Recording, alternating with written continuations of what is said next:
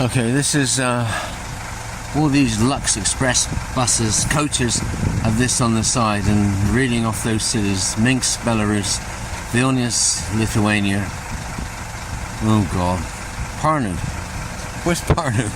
Kaunas, Lithuania, Tallinn, Estonia, St. Petersburg, Russia, Narva, well, that's where we are now, Estonia, Tartu, Estonia, Warsaw, Poland, Riga, Latvia, Moscow, Russia, Helsinki, Finland. Help me with Pãrnu, somebody. Anyway,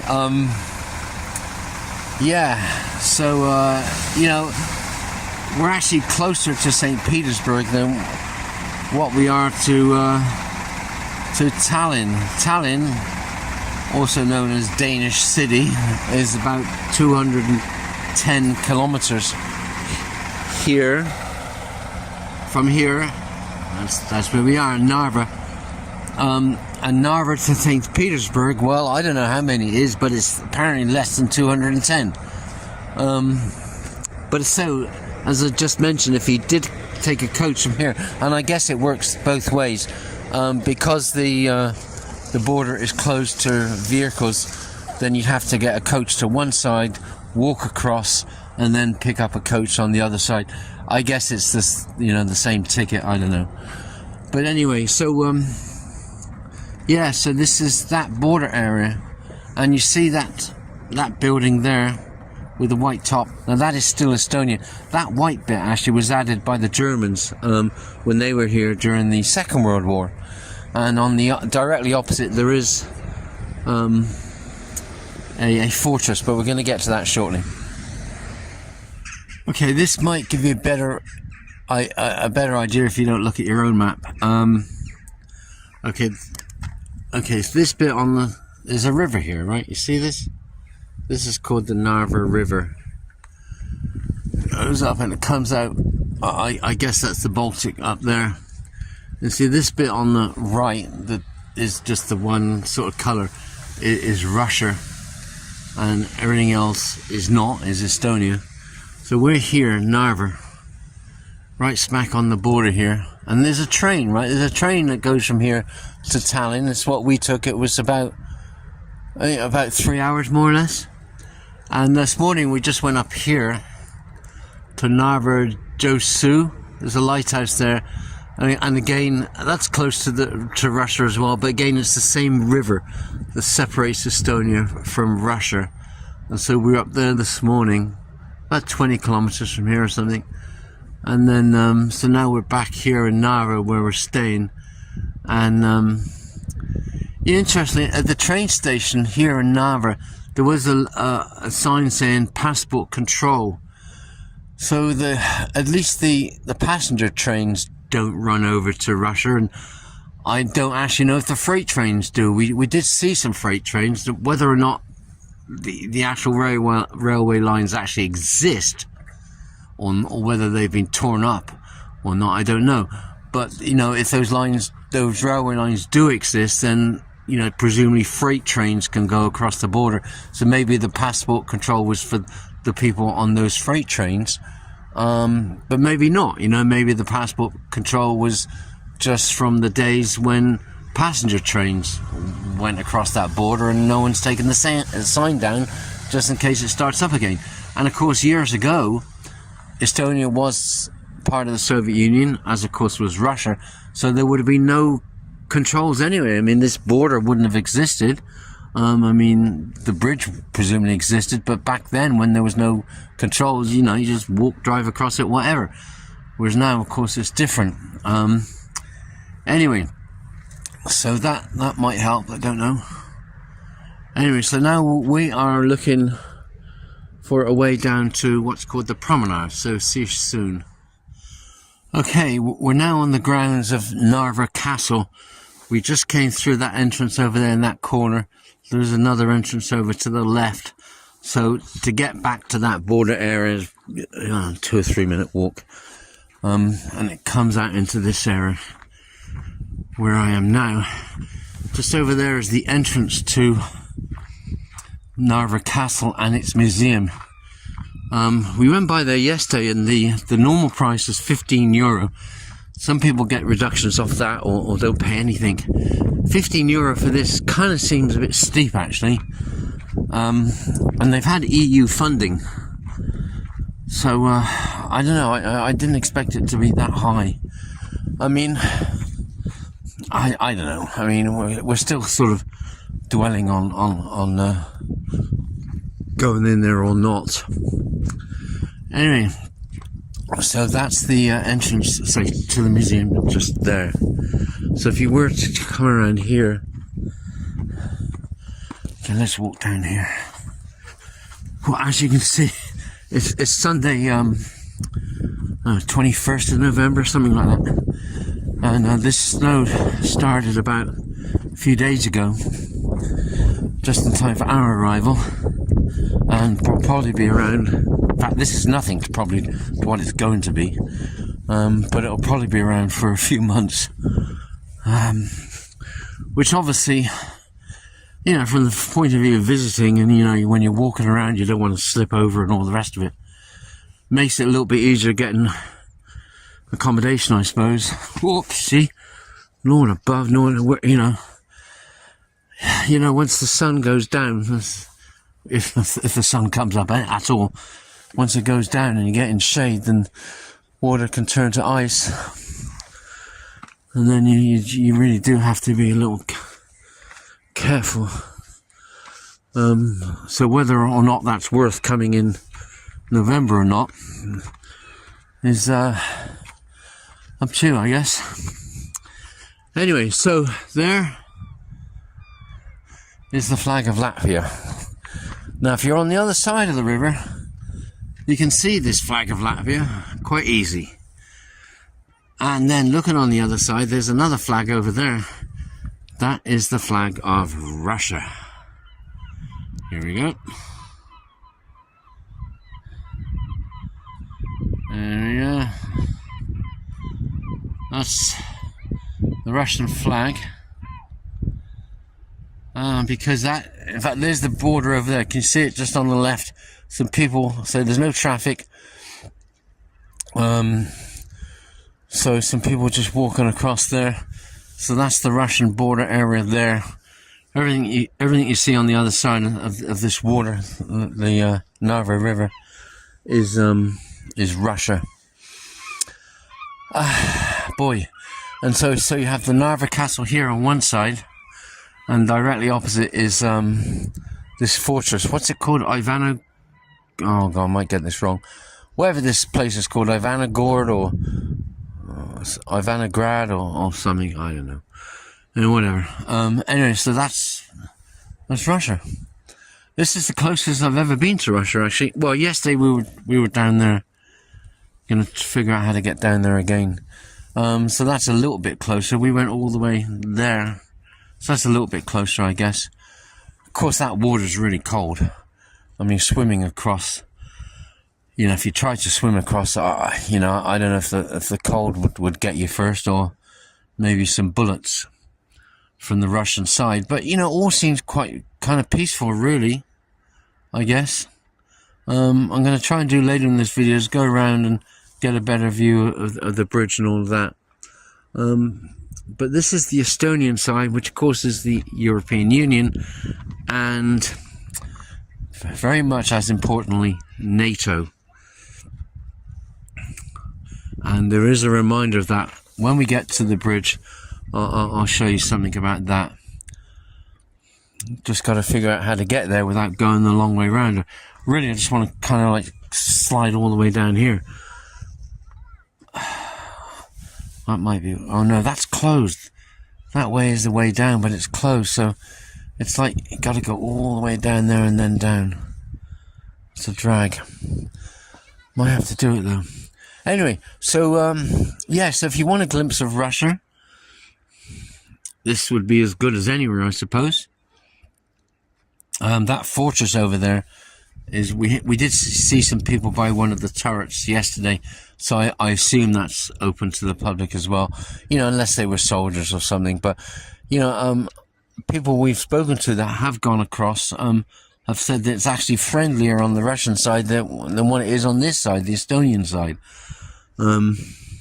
But you know, maybe that was just, you know, one particular officer, or you know, yeah, who knows? It could be other reasons for that. Anyway, so now I have to find feasts. Where did she go? Well, here we are a few minutes later. There's the castle we've just come from, Narva Castle, and there on the left is the Estonian flag. That actually, that's another one. Okay, that's another Estonian flag. Anyway, so we just sort of came all the way around, really, and the border is just down there. You can see there's the bridge going across. So the Russian border control is going to be around about there. There, I don't know how well you can see them. If I can zoom in, maybe. Oops, where are we? Okay, those are, well, besides the people walking back to Russia, those are the dragon teeth put up apparently not that long ago by the Estonians, and basically they're designed to stop tanks. Now obviously, oh, there's two sets actually. There's two sets. Oh, so maybe one set is put up by the Estonians and the other set's put up by the Russians. Although, yeah, it could be actually, because the bit in between looks to be like the middle of the bridge. In between those two sort of concrete bits there. Yeah, so maybe, I mean, if the border is precisely in between these two concrete bits, that means one set of dragon teeth on the left was put there by the Russians, and the ones on the right put there by the Estonians. But I'm just speculating, but that would make some sort of sense. Well, I'm guessing that you can see those three flags closest to me quite well. One on the left, of course, being the European Union. One in the middle, Estonia, and the more important one, I suspect, the one on the right, NATO. And then if you look at the top left-hand corner of the screen, you may be able to make out the flag of Russia. Okay, there you go. No focus. There you go. There it is, the flag of Russia. Now that is on a fortress called the Ivangorod or something, and well, what happened there? There's NATO's flag again. And you know, but both sets of flags are probably only, what do you think, 300 yards apart? I mean, not far at all. Not far one little bit actually. And of course, great significance in those flags, to say the least.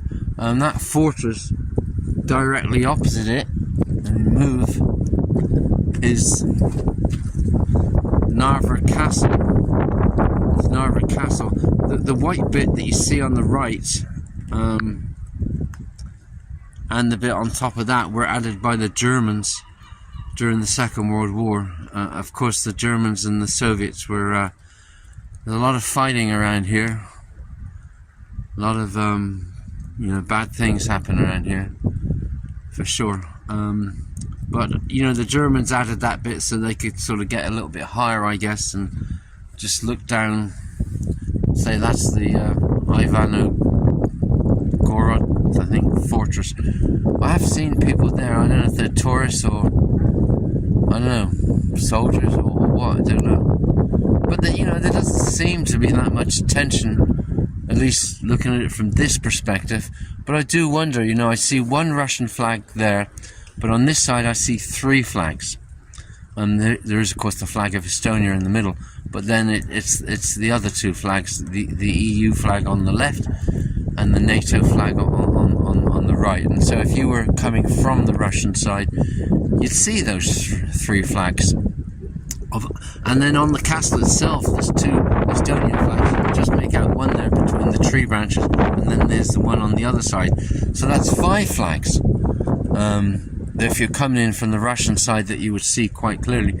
Whereas from here, you know, I can only see that one, that Russian flag. So, you know, sometimes, I don't know, you know, sometimes I think, maybe the Russians aren't as bad as what we think. I mean, you know, I met a Swedish lady a couple of days ago. She was off to St. Petersburg yesterday. Didn't see her yesterday, so I assume that she crossed this border, picked up a coach on the other side, and she's now in the Hermitage in St. Petersburg. Maybe. I don't know. But, you know, when I look at the number of flags on this side, I think, is that a little bit more aggressive? I don't know. And the other thing I've realised, okay, there's dragon's teeth there, and you know, and I just said that to me it looked like one set of dragon's teeth was put up by the Estonians and the other by the Russians. However,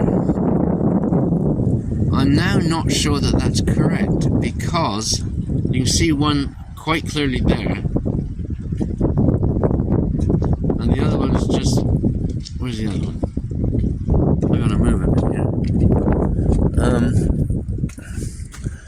And the other one, there's apparently a red line, which is the, you know, the actual border. Can't see it from here, it's just on the road, I guess. And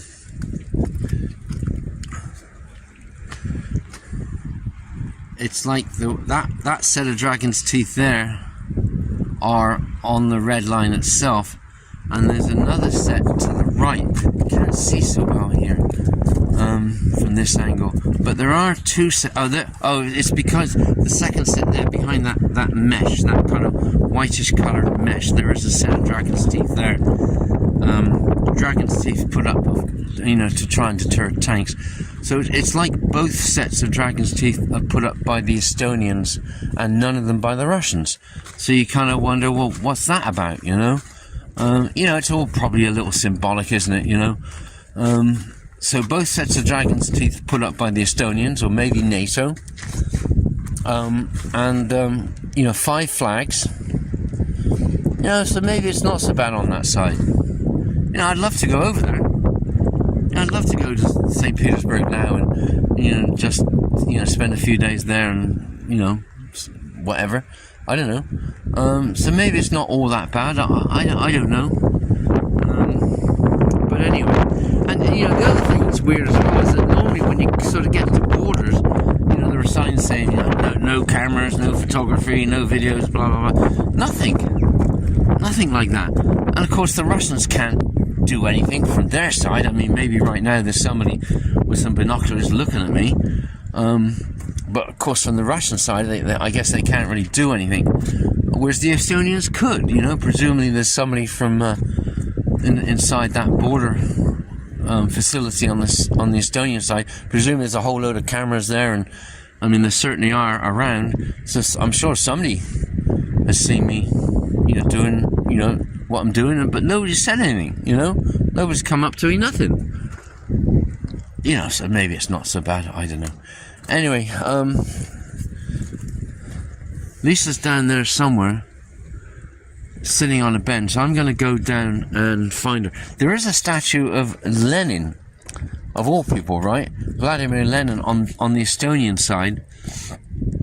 But apparently, I don't know, I think we read that it may not be visible now, and that may be just because when the weather's this cold, a lot of statues are covered up with various things to stop them from freezing and cracking, that sort of thing. So yeah, we're going to try and find that statue of Lenin, but somebody tells me we're not going to be successful. Okay, I've descended those steps, going down these, and I have to say that my right hand is I don't know, freezing here. It's weird. You see this graffiti here? Well, just the other side of that, there are people walking to and from the bridge. I can sort of hear them pulling their suitcases. There you go. See, there's the pavement there, and I guess people, that's the way that people walk to and, you know, either side.